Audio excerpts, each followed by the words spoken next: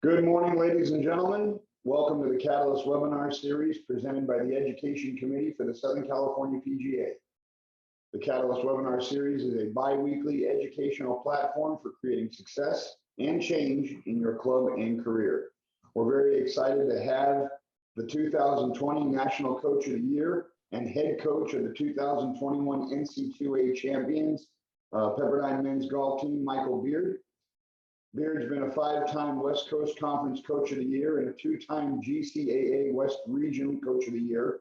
Took the Waves to the pinnacle in 2021 when Pepperdine captured its first national championship since 1997. Coach, thank you very much for carving out some time to be with us this morning. We're grateful for you to be joining us on the webcast. How are you today?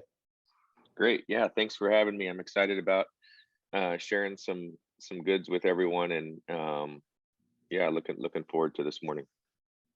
Awesome.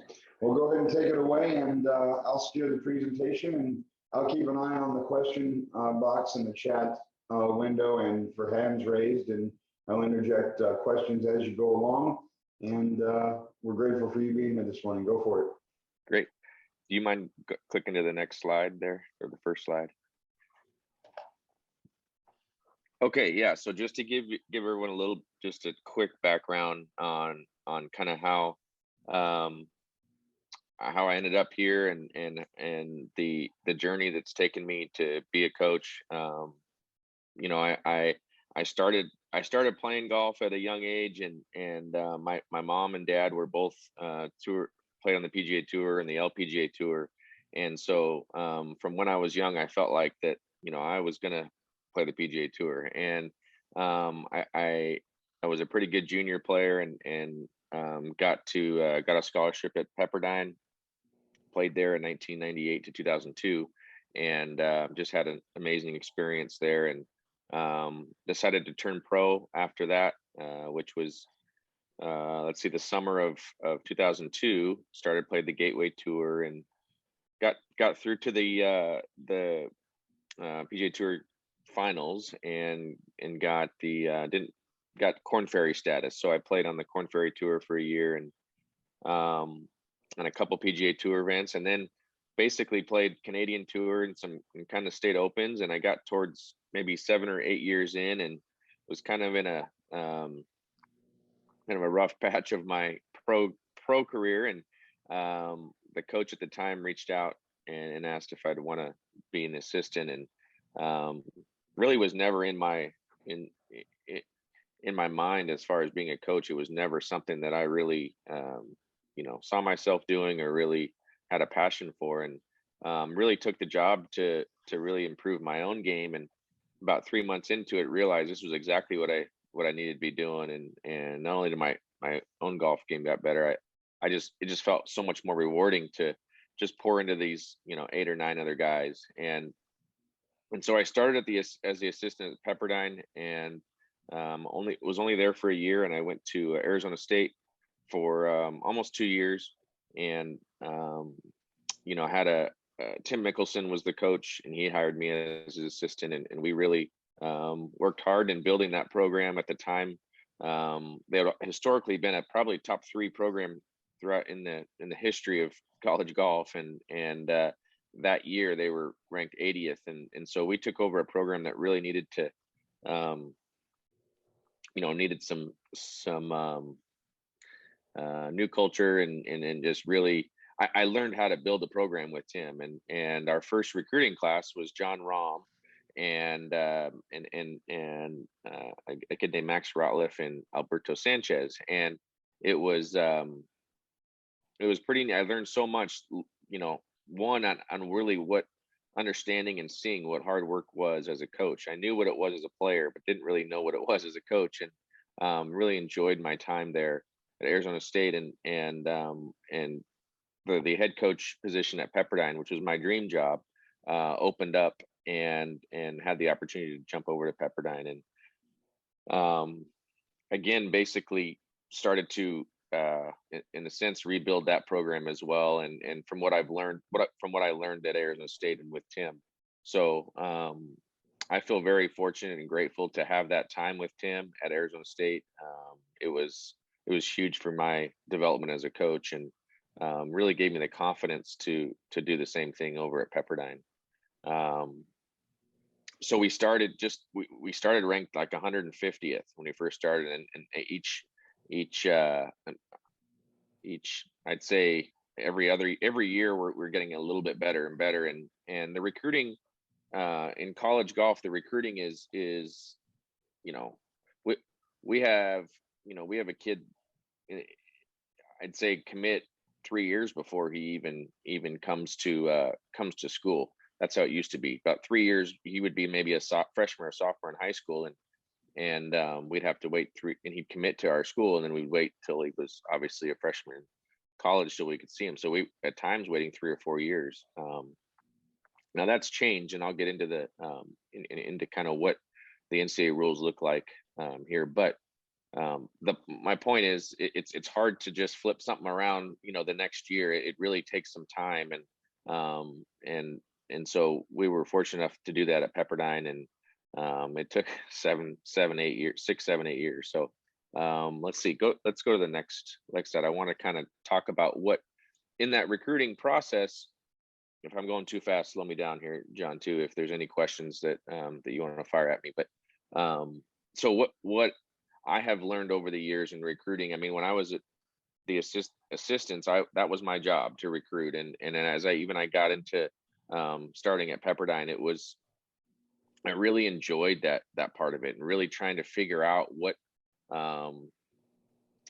makes great, trying to predict what juniors are going to look like when they're 18, 19, 21, 22, was something I really enjoyed. I tried to look at things that maybe were different than what you could just see, what every other coach could see.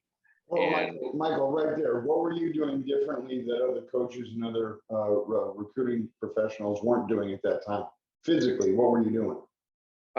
well, physically, I mean, we just said we're going to be at every junior event we possibly can. Don't really even care if there's anyone there that we're that we're not looking at. We're going to be there. And so that was I missed a lot. I was gone a lot, but that was the start. And what I felt like was different, I think we looked at, like, I have here scores, like, what are coaches looking for? Scores. Yes, scores are number one. Everyone wants, see you shoot 68 and 9s and 70s all the time. But there's other things that we decided to really kind of focus on, and that's where I was going with, like, even taking someone, looking at their 8th grade, 9th grade, 10th grade, and seeing how much they're getting better, if they're getting better, if they peaked kind of maybe at 9th grade or 10th grade, and then they just slowed down a little bit. I think that was something that we saw, like, looked at a body of work, rather than just their swing and how the ball came off the face, and how far they hit it. All that kind of stuff is easy to see to your eye, to just sit there and say, wow, I really like how he swings, or he's big and strong. I mean, anyone could kind of see that, right? So we kind of looked at things that maybe that extra step of what stands out. Are there any intangibles that to look for? And for instance, one of the things that I always kind of look at is, when people say, well, I want to see them when they play bad. I want to see their attitudes and how they carry themselves, which is true. But I want to look at, when you got you're on the 3rd hole and you started off bogey, and now you've got a 7-foot par putt again. And how does that, how does he take that? Is it, oh, here's another bogey and go off to the next hole, or do we grind it out and find a way to make a par and then birdie the next hole? To me, those are things that really, kind of is a makeup thing of kids, and that stuff sticks out to me. So I like different swings. Those are things that I am actually attracted to. I like things that that maybe I like swings that are look like it's just kind of who they are, and they're comfortable with maybe a little quirkiness. I mean, I think there's things that we also look at as ball flight, in that you know, does it come out of the same window? You know, does it kind of come out the same most of the time? And can they control the face? You know, those things where, um, again, it's beyond scores and what place they finish. But if you got water on the left, OB on the right, what kind of shot are they gonna choose to hit here? And can they control um, the their shot pattern? So those are things that you can't really, you know, you only see when you get out there and watch them. You can't look at your computer. You can't find that stuff looking at swings on the, you know, an email or your computer, even really look at the scores. Um, so I So don't know. Mike, Those are a couple. Go ahead. how much leeway when you talk about intangibles and you're looking at, ninth and eighth, ninth and 10th graders, how much leeway do you give for immaturity? And how do you predict what immaturity is going to be grown out of, or what looks like it's part of their personality? How do you account for that? Yeah, great question. Um, hmm. There, there, there's always, no matter how good they are, as a freshman when they come in, there's always this transition of, we'll just talk golf. There is that transition of I'm away from home and I'm on my own now, and that's one thing that's we always have to work through. But if you just look at the golf part, there's a transition of really not knowing how far. So in other words, this is what I would say is immature. They not knowing how far they hit their clubs. You know, that's one. Not really. Um, Course management and strategy is not a high priority. Distance control, again, like with their wedges, those are all three things that, you know, it doesn't matter what kind of player you are when they come. We you Every college coach can work on those three things and they're going to get better. So if yeah, I mean, if you can kind of get better at that as a junior, and you not have to work through that as much as a freshman, then you're already ahead of the game. But you're right. There is, you know, there are things. I mean, everyone's. I think what I've kind of look at is I can look beyond the immaturity part pretty well. It's more of uh, like, are they comfortable with who they are? You know, like is it, are they hitting a shot and looking at mom or dad after each shot, you know, or they miss a putt and they see mom or dad's reaction, you know? I mean, those that's going to be tough, you know, like that's going to be tough to break. And Um, so, and to kind of talk a little bit more about maturity, how, in terms of, I mean, I'm sure you use it as a tool to help connect, but how do you use their social media prowess as a way of determining their maturity? And because I'm sure you're using social media as a recruiting tool, and that's also a plus and a minus for the kids being recruited, because first and foremost it puts you in touch with them, but it also gets you to see a side of them in terms of how they handle themselves on a grander stage. yeah, so that you're right there. That's a big, and we do camps all the time, and we talk about that. You know, once you put something up there, I mean, just be prepared. Once it's out there, it's out there. And um, you know, I at Pepperdine, we look at, is it, are they going to be the right fit? You know, we're kind of a niche school, and I'm not sure every coach looks at it this way. They might, but we are very, you know, I'd say like 50% of it is how good they are at golf, and then the other 50 is how do they fit with our program and the university. And when we go into social media and we see things that may not, I mean, kids are kids, but if they may not all align kind of to what our mission is about, and kind of what we stand for, then it definitely is can be a turn off and kind of can be a deal breaker. A lot of the times we we put that value in the visit. So once we get the families and the kids on campus and we can really spend 3, 4, 5 hours with them, we really get a feel for who they are and what they want, and to see if, and then we get a feel for what kind of, you know, if they would be a good fit. But the social media, I mean, you're right. You can reach kids now that that we really, had to really go out there and well, just hard to get. And now it's amazing what social media is. I mean, it's good and bad. I see our guys currently, it's like always on Instagram, and it's it's not always real stuff, and it's can be depressing sometimes, but also I don't know, there's other guys that we have that don't even have Instagram. So um it's For a definitely niche something school like we look at.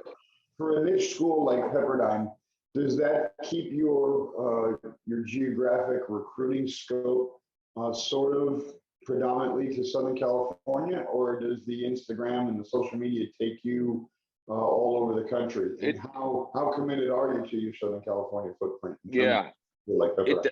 it does take us all over the country, no question. What I've found is that California, geographically is not, it's more of um like I have there at the bottom, love for their school. Like uh it seems like California kids know Pepperdine more, and maybe that's not uh maybe that's my fault, but it just seems like that the California kids, especially Southern California, know Pepperdine. So um we have been, over the years, we have a lot of California kids, a lot of Southern California kids, some Northern Cal, but there's also a lot of great schools in our area. So we can't get them all, and sometimes certain years where maybe we get one, and then we go Northwest and get a kid, or we'll go to the Midwest. But typically, I'd say 3/4 of our roster over the years has been for sure California, and mostly Southern California.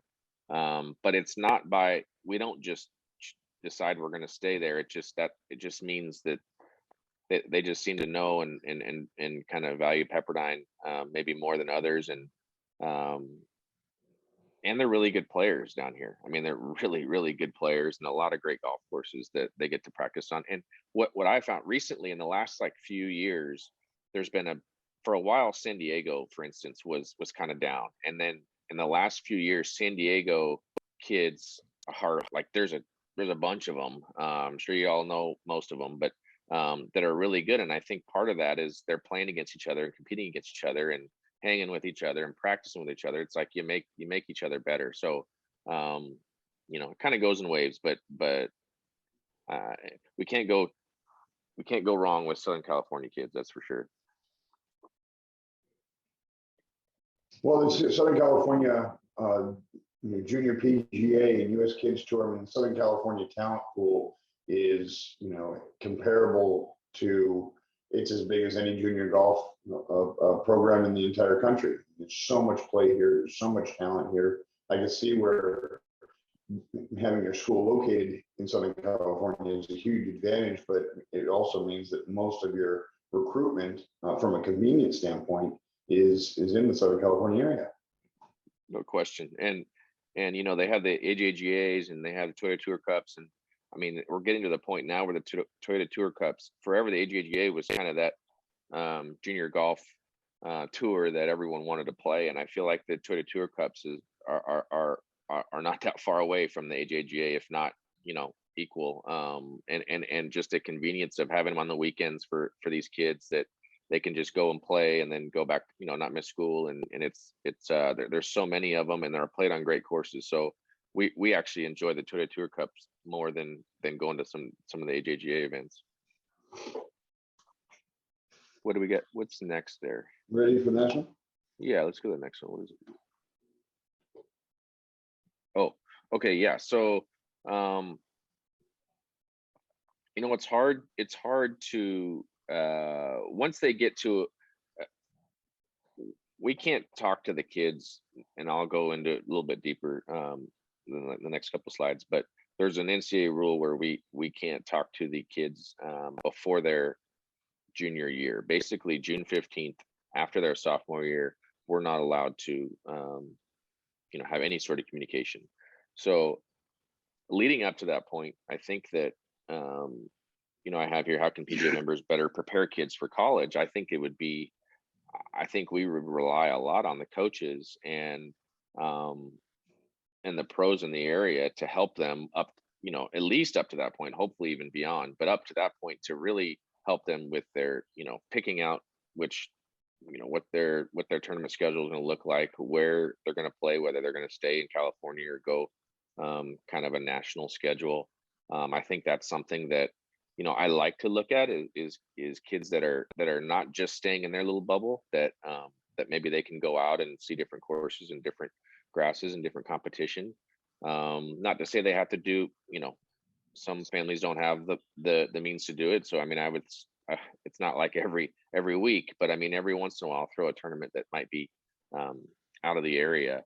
And one thing that I think that not many coaches talk about enough, and I see on the collegiate level, is when I get the kids here, the players, one of my most favorite coaching or times with our guys is having a round in a tournament or at the end of the tournament and going through each hole and rounds and shots and stuff like that, how they're feeling, what was going through their heads, stuff like that. So a lot of times I get the sense that they've almost never really done it to the level, at least that we go with them. I think that a lot of the times maybe parents that maybe don't play golf but think they know golf, that they kind of go through their rounds with them, and I think that sometimes get misled on how to. Sometimes it can be a little challenging for them to get better because maybe they're getting misinformation. So I think one of the things that I think that could be extremely beneficial is at a young age, that I used to do with my dad, and I didn't even know how great it was until now that I'm older. But to really go through their rounds and talk about certain shots, maybe it started off double bogey, and and maybe dad's saying, well, you snap hook that one off the first tee, and then you snap hook the one on number two, and let's go to the range and figure out these snap hooks, and sometimes I wish they had some people that might be able to just kind of get in their heads, and maybe they were just so nervous on that first hole, and maybe it wasn't a driver, maybe it was a 3-wood and they hit driver anyway, and stuff like that, to kind of work through certain situations that maybe that was the reason why they got off to a bad start and really had nothing to do with their swing.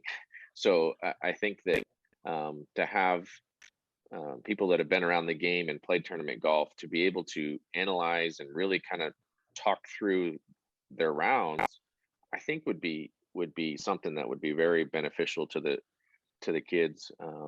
And I think the person doing it enjoys that too. I mean, it's kind of it's kind of fun working together with someone to try to help them improve. So that would be my second suggestion, and then the last one would be just we're trying to, when they get to school, we're helping them learn how to practice and what practice looks like. And it doesn't have to be hitting balls for 8 hours, straight with, the same club and working on their motion. And so I think if there could be, if there were people that could help them with certain, and not even just drills, just kind of explaining what,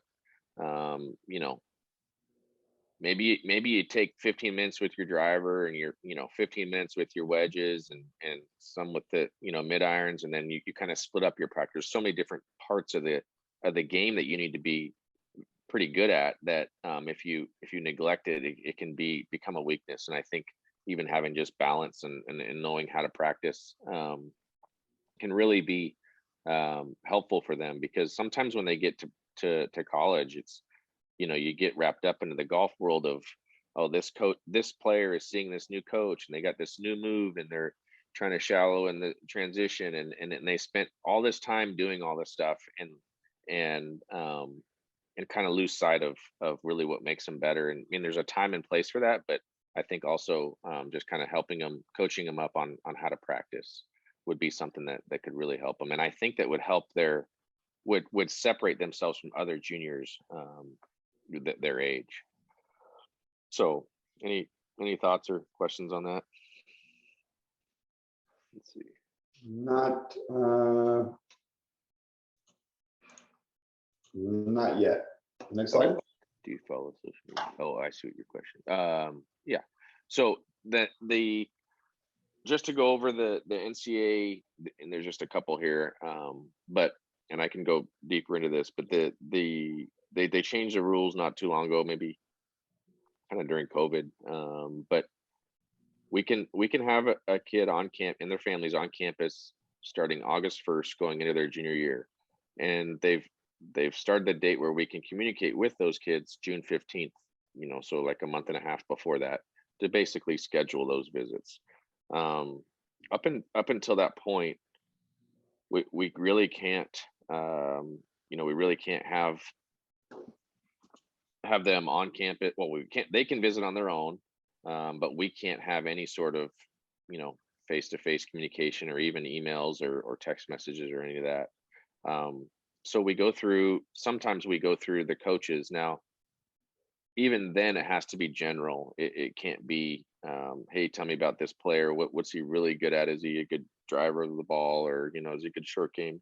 We have to be somewhat general unless the coach brings it up. So they're really trying to push back these verbal commitments. I think that, this used to be this way where you'd have kids with verbal right up until the signing period. The signing period is, November, early November in their senior year. And, back in the day, it used to be we almost wait till October and middle of October to decide. And then it got back to like 8th graders, 7th and 8th graders were committing. And, I think the NCAA just felt like that, that they're trying to push it back, and it's starting to work. We're right in the middle of it, but it's beginning to kind of play itself out and actually. What's the rationale, in your opinion? What's the rationale in that? What's the benefit of that for the school, and what's the benefit of that for the student? I think they saw some kids that were maybe committing to things that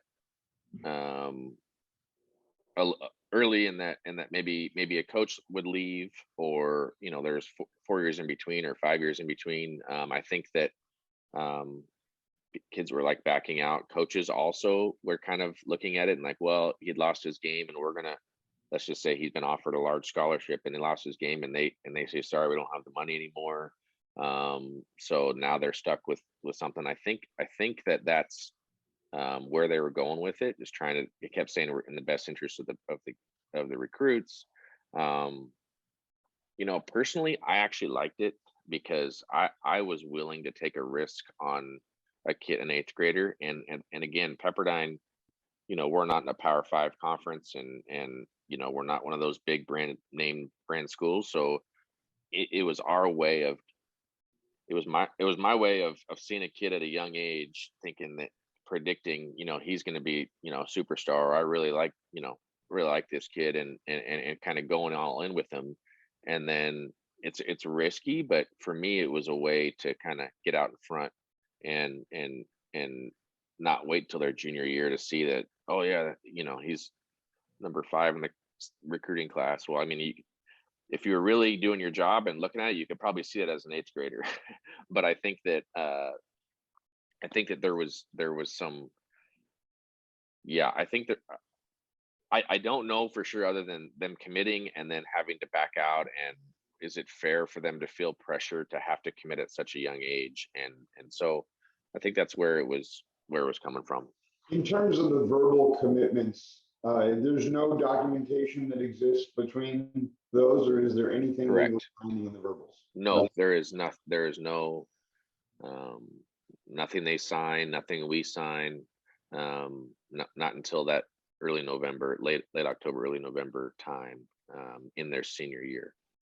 Now there has been, it's kind of been just a unwritten rule. Once they're verbally committed, the coach, you don't recruit them anymore. Some coaches don't necessarily always play by that rule, but it has been a kind of a thing. Once they're committed, you kind of move on and go to another. So you would say it's a very low percentage of the time, once there's a verbal commitment to a certain school, that that basically the player is poached by another school. That's kind of an unwritten rule that's not cool, but I'm sure it does happen. What percentage of the time would you say it does happen? very low. I mean, but it's starting to happen more and more, especially if a smaller school gets a kid and maybe a bigger school didn't see who they, you know, they had no idea who they were, and all of a sudden he pops up, and then maybe they look at it like, oh, well, he shouldn't be going to, he needs to come here, and so I would say, I mean, shoot, probably 5%. I mean, very low, 5 or 10%. So you probably, I mean, not to disclose anybody in the conversation, but how many times has it happened to you over your career where you've had a I've guy? I've had a couple. I've had a couple that maybe that might have been, there was thoughts that it might be happening, but nothing happened. It was just, he's recruiting. Yeah, nothing. It hasn't happened to me, but you kind of see it out there. I mean, it's very small. We actually had a kid that was committed to another school and then committed to us. So and it was more of, it was basically what I was explaining. They committed at a young age, and then they decided their what they wanted had changed, and they went back out and they decommitted, and then they were back out in the, I'd say, on the market, and then we ended up getting him. So it wasn't like he committed to come to our school, but he decommitted, or decommitted to come to our school, but he decommitted and then was out there opening up his options again, and then ended up coming to ours. So, but that was, he committed early, and maybe only took that visit, and it was like, oh, then it kind of saw as he got older, there's other schools out there, and maybe I should have taken my time, kind of thing. So, Was it perceived that you had poached him at that time? what's that? Was it perceived No, negatively by the school that he committed to early? no, no. But you know what? It happens in, football and basketball all the time, right? I mean, they kind of, I guess when they verbally commit, they don't, it doesn't mean much until they get the hats out there, and they and they decide kind of at signing day. Um, so no, it doesn't really happen that often, honestly, to be honest. It really doesn't. And I think the kids and the players and the coaches, I'm sorry, that the players and the parents um, choose a school for a reason, from the beginning, and because it's not just the kid's decision, it's the parents as well, and I think that most of the time they're pretty set on that decision. So I have a question here from Ed Holmes. Thank you, Ed, for asking it. It's what's been your experience in dealing with parents of various recruits, particularly in terms of the King Richard effect? It's definitely in the game of golf as it is in other sports, but how have you handled those situations with parents, particularly overbearing parents or parents that are heavily involved in the child's game? Yeah. Um, Great question. I try in the recruiting process, I try to explain that, once he's with us, and we're his, um, whatever, mentor, type person now, and if that isn't something that those parents want in that, at that time, then it doesn't usually seem to work out. So I try to get it out in a way. I try to like um scare them a little bit at the beginning up front, so when they get to us, they kind of know what to expect. When you say um scare them, you mean scare the parent or Both. Just say, hey, this is how it's going to be. This is we're once he's with us, this is how we want to handle. We want to be invested in the kid. We want to be involved with, the only way, the best way we've really had success is once the kid trusts us and knows that, I could sit and tell you, John, that, your putting stunk today, and it's like, and now, and you can take that as, my putting stinks, not coach thinks I stink, or I'm less than. And so if we don't have that relationship, that trust of, you know, the golf and what my coach thinks of me are separate. If we don't have that, no matter what, whether you shoot 80 or 65, you're the same kid to us, but now let's look at golf and figure out how we can come together and help you get better.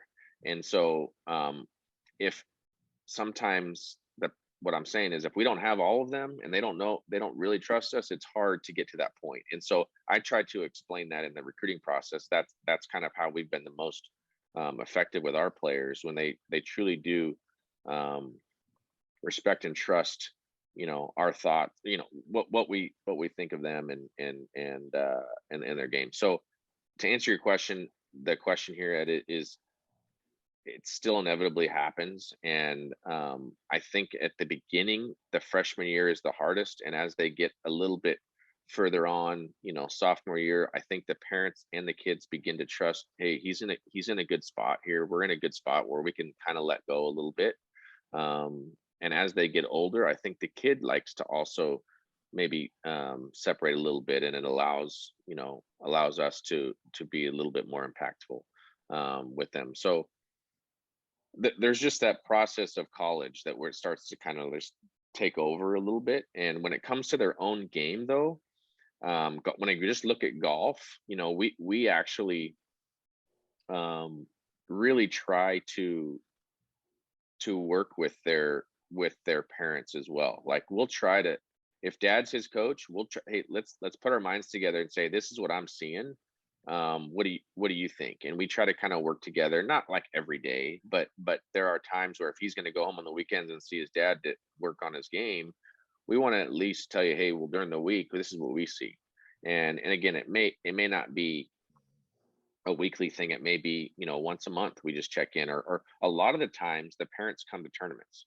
And so we'll go out there and say, hey, this is what I've been seeing, what have you guys been up, working on, kind of thing. So we try to kind of just like their normal swing coach. If there was a coach that, that they have that they don't want, us to kind of, get involved with their swing and technique, we'll work with that coach and send them videos and let them kind of work on it together.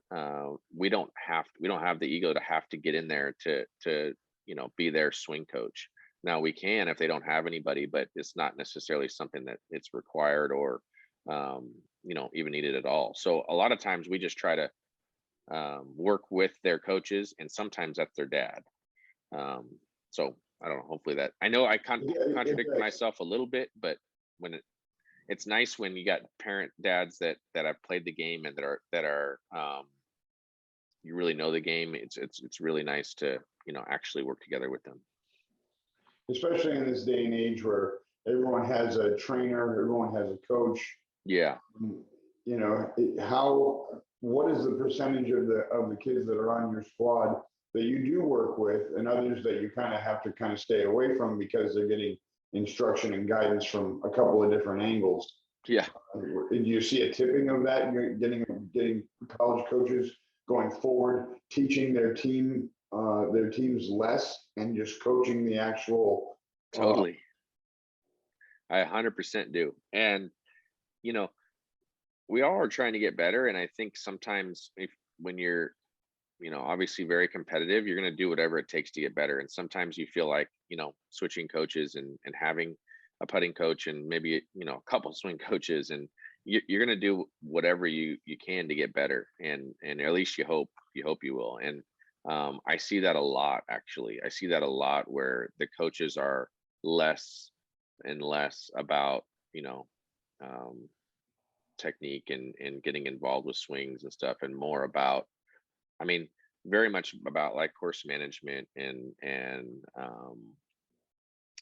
scheduling and setting things up for practice and things like that. But as far as getting in there and changing swings and doing that, it's getting less and less of that, no question. Does it make it harder, with that being the growing trend? Does it make it harder and harder to keep the solidarity and the cohesiveness of your team when there's all these other influences that the players have beyond their teammates and their coach? Yeah, it does. One of the things that I've noticed, and this fits right into that, and that is, it's becoming, golf is an individual sport, but in the coaches, college golf, we're trying to make it a team sport, and so we're always going to fight that battle of making an individual sport into a team sport. Now, I'm not saying, and it's more outside of golf. We make it team. We really want them to be close, and but now you got your Wagger that everyone's kind of concerned about, the world amateur ranking. You've got a PGA Tour University now where you've got a ranking where after your senior year, if you're in the top 15, you got status on PG or the Corn Ferry Tour and the Canadian tours.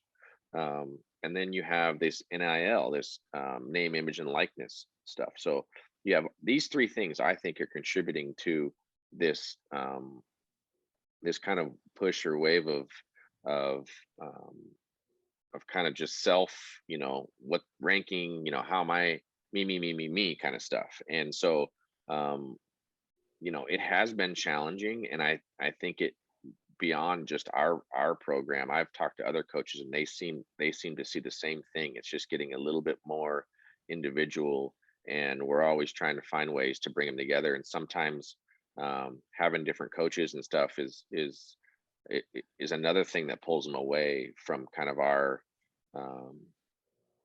like our team dynamic and kind of core stuff. What factors does Tagala have to be as successful on tour as he has been thus far? So he was a typical kid that I remember seeing him being 100 as a junior, 100% comfortable in his own skin. He was one of those guys. Now his swing was a little wild. He hit some crazy shots. But man, he knew who he was, and he was going to be that guy. And I think that's one of the reasons why he's now, I mean, there's a whole lot more, but there's one of the reasons why he's had success out there. There's two stories. When I first recruited him, he had his drivers, his woods in the wedge slots on his bag, and the wedges in the driver, like it was all flipped, right? And he could care less. Well, just because he just didn't care. He didn't care. He didn't even know. He just, that's how he wanted it. And as a kid, 13, 14, these kids are trying to be cool, and he didn't care. It was just like, all right, let's go play. And so I like that part about him. What was the other thing I was going to tell you? Shoot, it was something about it was I he's just very I'm so in college, this kind of answers your question here, Steve, is in college he qualified to play in the Genesis as an amateur. He was a sophomore in college, and so he actually makes the cut, and he plays with Phil the last two rounds. There was a weather delay or some weather stuff, so that the last two rounds you were paired with the same group, and he played with Phil for 36 holes. And we have a tournament starting on Monday in the desert, and so I hung around, watched him finish up on Sunday, got in the car and drove to the desert for our tournament. And so I couldn't help but ask him. He was awesome, and and he said he was what he would have been just 18 years old, or might have just turned 19, super young. And so you get in the car, I said, so what do you think? Like, do you think you have what it takes to be out there? Like, is this here? I'm thinking if I was 19 and I just played in the LA Open and playing with Phil, like, I'm ready for the tour, man. I made the cut. I'm ready to go, be on the PGA Tour. And he says, Coach, I don't have it right now. He said, but if you gave me more time out there, I really feel like I could adapt and find a way. And I just thought it was the most like mature, like well thought out, response. And sure enough, I think that's why we're going to see him out there and have a long career. He's going to have his weeks where he's going to be on, but the weeks that he's off, he's going to find a way to hang. And he may not win, 40 times on the PGA Tour. I don't know, maybe he will. But I just feel like he's such a competitor and knows the game and knows who he is, that I feel like that he'll be kind of a sneaky, successful PGA Tour player for a long time.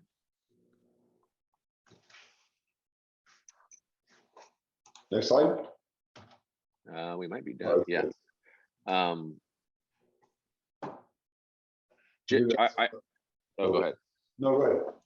Yeah, I was just gonna say I learned so much from Saheth when he was here, in his 4 years or no, 5 years. But there were things that I've, helped me recruit after having him. Just seeing him, he had the intangibles of this is another thing. He would hit a shot. He hit a shot in his freshman year. We're playing with Wake Forest, and we're playing with. I think we're playing with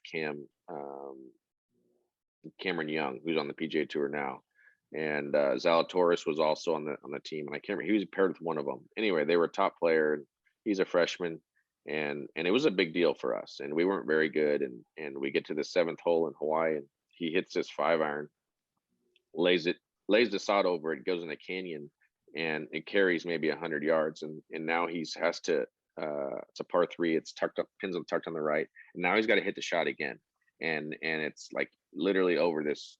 It's in Kauai, and it's in Princeville. I don't know if anyone's played there, but it's a hard shot, and so now he's got to he tees it up again, second time he's hitting a 5-iron, 215 yards, and he hits it to 10 feet and makes the putt for bogey.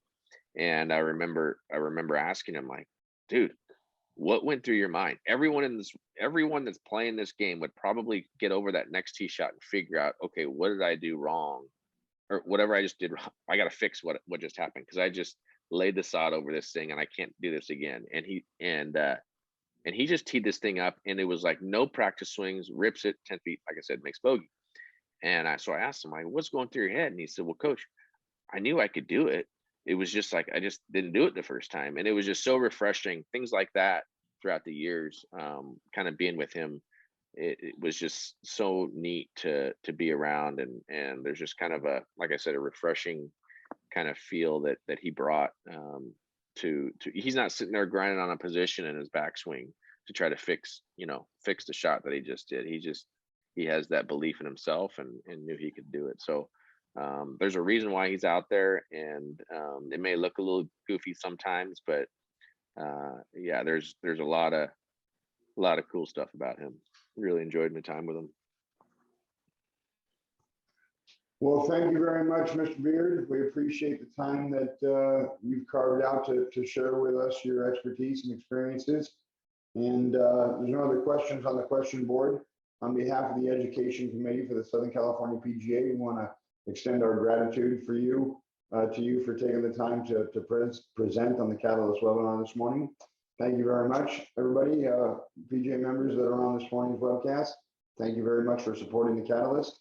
We will be uploading this presentation and interview to YouTube, and that link will be on the SCPGA.com website, on the education dropdown, on the Catalyst landing page. Thanks again, Mr. Awesome. Beard, for your time. Take care, everybody. Have a great day. Thank you. Thanks, John. Michael. Okay. Bye-bye.